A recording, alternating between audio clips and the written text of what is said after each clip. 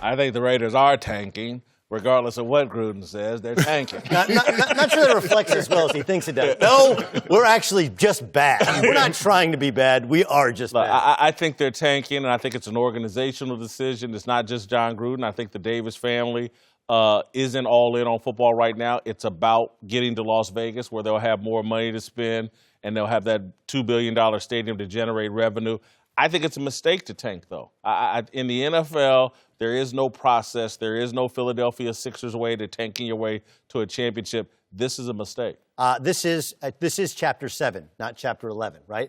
You're reorganizing.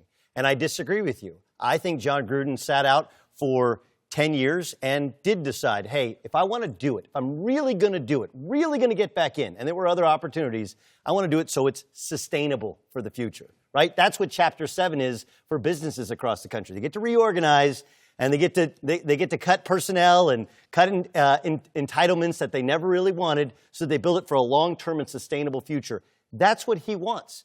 The Raiders made the playoffs 2 years ago, but as he's pointed out and other people point out, they weren't very good. They went for it on fourth down. They had some miracle finishes. And the truth is, I think he thought he could build around Derek Carr and be decent for now.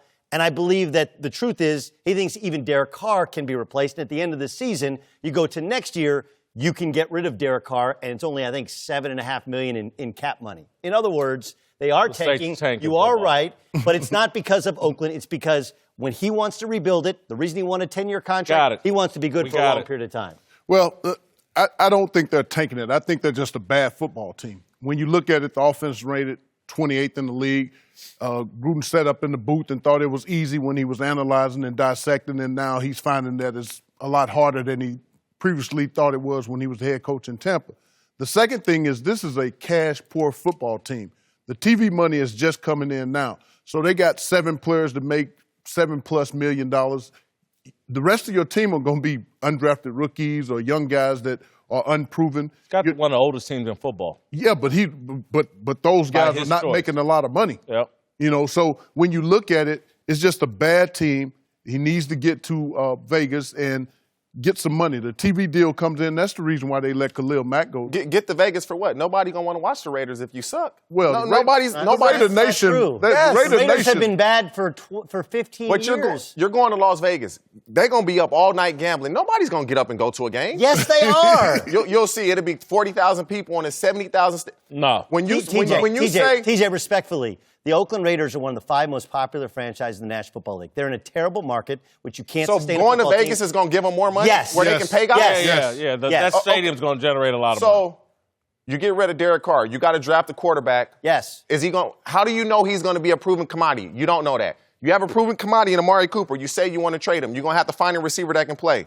Good luck doing that. You let Khalil Mack go. Oh, let's draft Nick Bosa. You hope he can play like Khalil. What they're doing is it makes no sense to me. John Gruden thinks he knows everything about football, and he does not. That's the problem. TJ, the only thing that I would argue is you trade those salaries for getting younger players who you think you can develop and bring along yourself. Right. It's a numbers Football game, it's not like basketball. It's not like, okay, I'm going to get the number 1 pick, draft LeBron James, and I know he's going to be a star. I'm going to draft DeAndre Ayton, I know he's going to be It's an inexact science when you're picking at the top of the draft in the NFL. These guys aren't always great picks. I'm not disputing that, but look at what the Rams have been able to do by drafting Jared Goff. You put a good team around him. Look, I honestly believe if everybody was Sean McVay, everybody would be like Jared Goff. I'm not disputing that. First of all, he does believe that he's that type of play caller. And he's not. And Sean McVay comes from the John Gruden lineage. He was his protege. He was his water boy and then was an assistant coach under his brother in the Arena League. So he thinks that's the guy, whether he is or he isn't. And he looks at what Kansas City's done.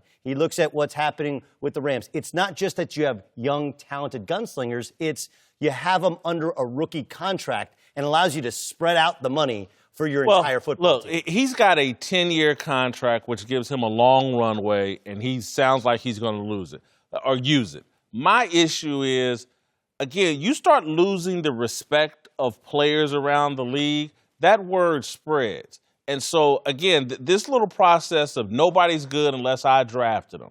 And you start saying, Amari Cooper, let's send him off. Let's maybe jettison Derek Carr. Everybody stinks but me and my guys. That word's going to spread throughout the league. And I think that could be potentially damaging to his reputation. The only way it doesn't matter is by him bringing in guys as rookies or young. It doesn't matter if Correct. the veterans don't want to play for the Oakland. If he's bringing in a bunch of young guys, it really doesn't matter if the veterans want to go play in Oakland. They're going to go where the money goes. Guys, that is true with the veterans, but it's also, this is what McDermott did when he got to Buffalo. Whoever wasn't part of his... Buffalo. You just compared Gruden to Buffalo. Wait. McDermott, that's a bridge too far. Did Buffalo make the playoffs last year? Yes. Did they make the playoffs? What you just said about when the Raiders make the playoffs? Hold It was on. all What's luck. Buffalo It was this, doing it was right that. now? Same Why do I thing got to with go back to Buffalo. last Wait, year? What's Buffalo doing right now? Hold on. This is what regimes Playing do. Nate Peterman and this is Derek- what regimes, and they were just competitive in Houston with a joke of quarterback situation, right? With Josh Allen goes out with injury. Again, I'm not saying I love what McDermott's doing, but this is what guys do when they have complete and autonomous control. They go in and their guys are their guys, and everybody else hit the road. Look, this is a clear pot shot. This is a pot shot because they've already found proof of him comparing J.J. Watt, Willie McGinnis at some point, other NFL player, Jamie Collins when he had him to Lawrence Taylor. This is a pot shot at Khalil Mack, and I'm shocked. Bill Belichick is a guy that gives no one anything from the press box or from the news conference, and he just gave Khalil Mack a little motivation. He's not worried about Khalil Mack. The thing that I will say about this is, one, Bill Parcells told me a while back that Lawrence Taylor is single-handedly responsible for him being in the Hall of Fame. And secondly, Belichick and Parcells told me that Lawrence Taylor was the only guy that they ever allowed to sleep in a meeting. That's how good LT was, and that's what he means to them. So Yeah, I don't look at it as a slight. Yeah, he's linebacker Jesus. That's like, telling a preacher, yeah, this guy reminds me of Jesus. Like, whoa. He's compared J.J. Watt, Jamie Collins. I was super fortunate to get to do my first sideline gig, the Bears versus the Dolphins. Okay, and met This with year. last weekend. Okay, gotcha. Okay, just Sunday in Miami. Okay, met with Khalil Mack. He's amazing, great energy, right? And we sat with Vic Fangio, his DC. We're like, man, this is one of the great defenses in the history of the league. And even he laughed at it. He's like, whoa. It's 4 weeks in. Let's see how people expose some of our weaknesses. Then I went to the game. Khalil Mack, first one on the field. First player, highest paid player on defense in the NFL. First player on the field. When the game started, he touched the quarterback maybe twice. Like, he's a really good player. He's gotten home 4 consecutive times and gotten strip sacks. It's first time in league history. But I think we need to take a deep breath because Bill Belichick probably watched that tape and was like, look, Khalil Mack's good, but Miami completely took him out of the game as opposed to Lawrence Taylor, who, by his own estimation, you could never take out of the game. I look at it 2 ways. Bill Belichick never really says much in interviews. And he respects and he thinks of Lawrence Taylor so highly that he was like, hold up, we're going to put this to bed right now. Yes. Don't know.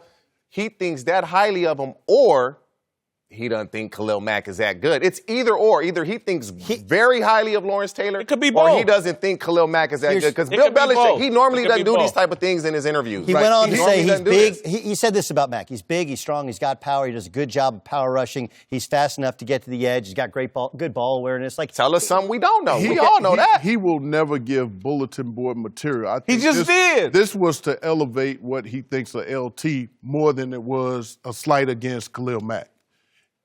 You got to know Belichick. Okay, then how do you explain when asked about J.J. Watt, I think in 2015 and 2017, he was very comfortable. I know they played different positions. Man, he was but clear, like, don't because- even compare him to Lawrence Taylor. No chance. Like, why would you even ask me that question? What are you thinking? When Bill Belichick doesn't think you're that good, he gives you all the accolades to build you up.